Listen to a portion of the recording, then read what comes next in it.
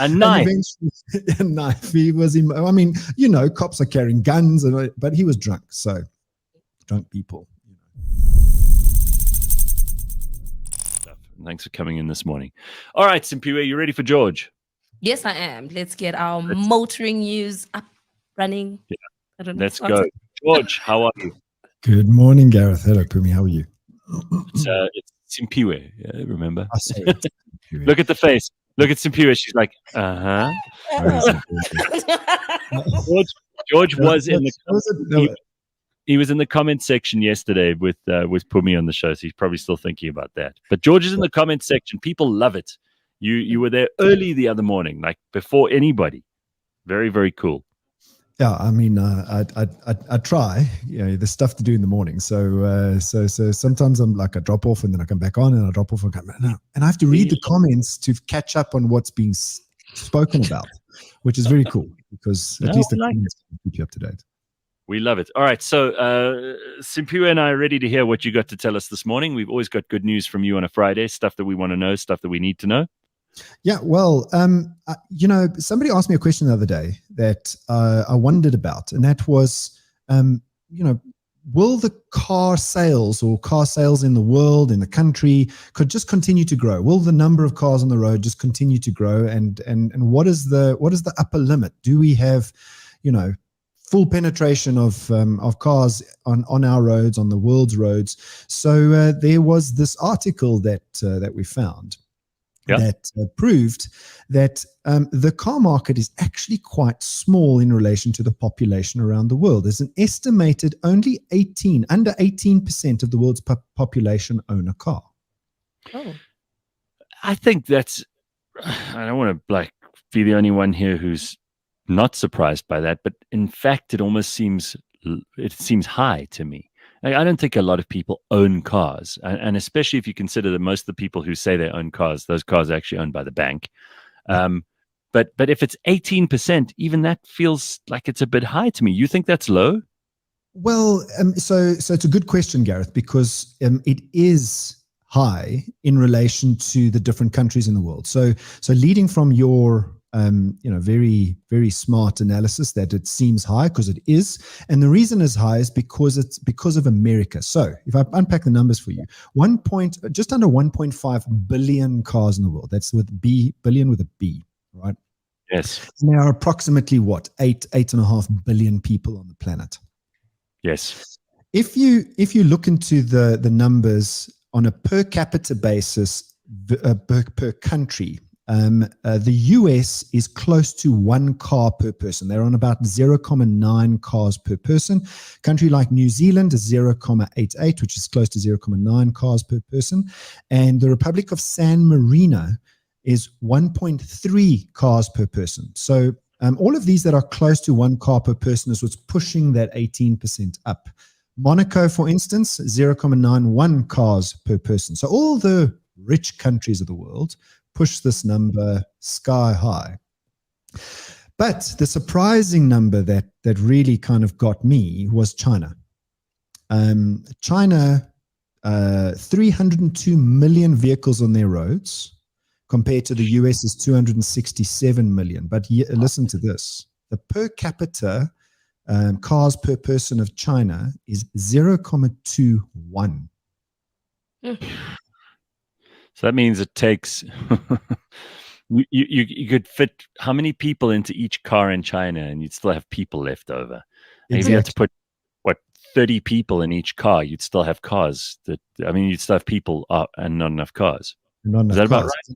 That's exactly right, because you can only probably fit 5 people in a car. South African taxi, maybe 35 people, but no, that's true. That our taxi. It's amazing what you can fit in a taxi. So if we come to Africa now, the Democratic Republic of Congo has 0.04 cars per capita. Jeez, that's hardly anything. If not you, Gareth, and not Simpiwe, but if you don't know what per capita is, it's per person. It's the same thing. So Africa ties with Antarctica. If it was 1, like if you talk about this per capita rate, 1 means that every person has a car. There's one car for every person and one person for every car.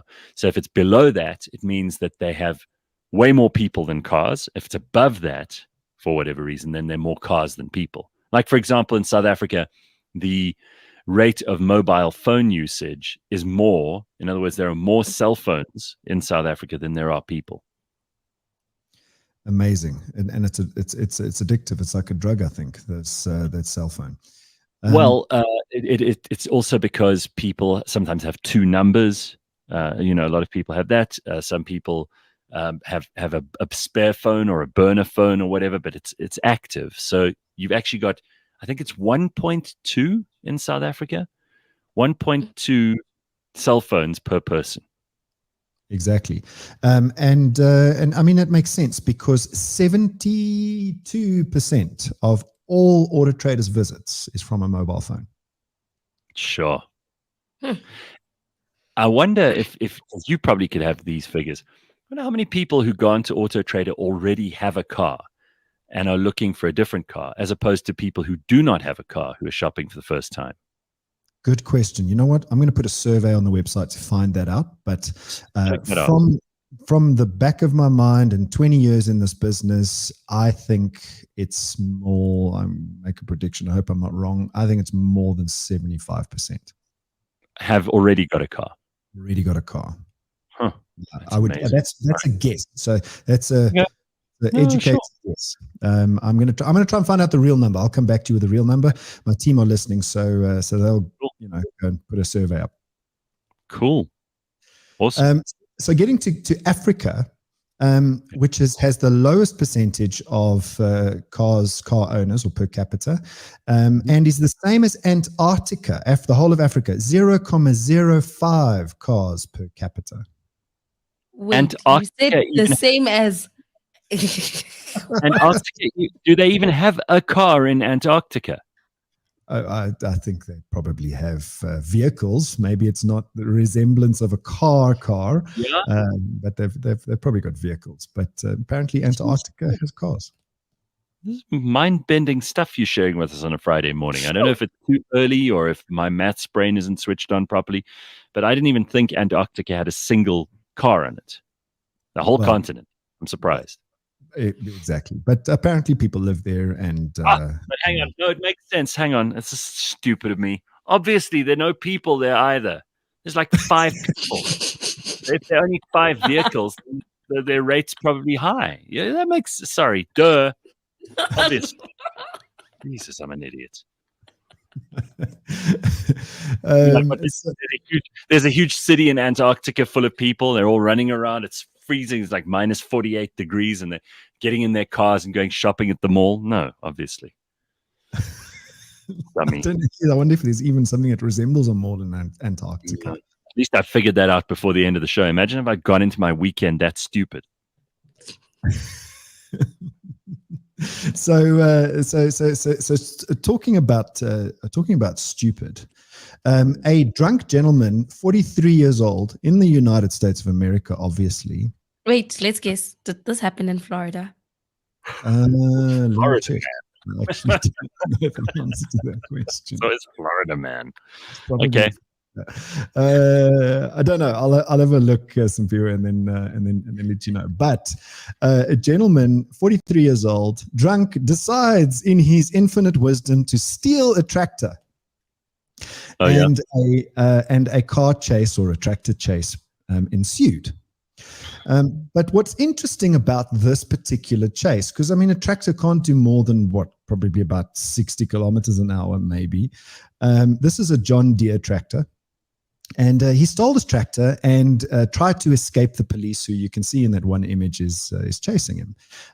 Ended up that going head on with cars, knocking cars out of the way. He actually pushed a police car out of the way. Now, you would think that a tractor that can't do a very high speed would be stopped by the police quite easily, but apparently this John Deere tractor just kept going. They put spikes on the road, was not effective for this tractor. Eventually, he was caught because he ran out of road. He pulled into somebody's driveway, and the police just piled in behind him, and he couldn't go anywhere. Jumped off the tractor, drunk as a lord, pulled out a knife when all these cops. Idiot! What an idiot! What an idiot! What a moron! Oh my God, people are dumb. A knife. A knife. He was. I mean, cops are carrying guns, but he was drunk. So, drunk people. Telling me it's so stupid.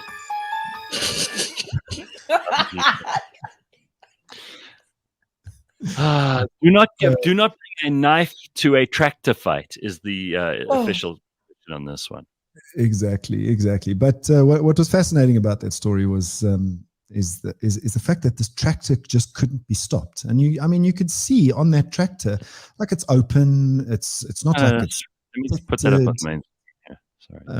Yeah, sorry. I got to say, what a shit tractor, actually. If you're going to steal a tractor, must it be that one? Have you seen the one that Jeremy Clarkson got on his farm? It's like a Lamborghini tractor. That's one to steal. This thing is a piece of shit. But it kept going. It just kept going.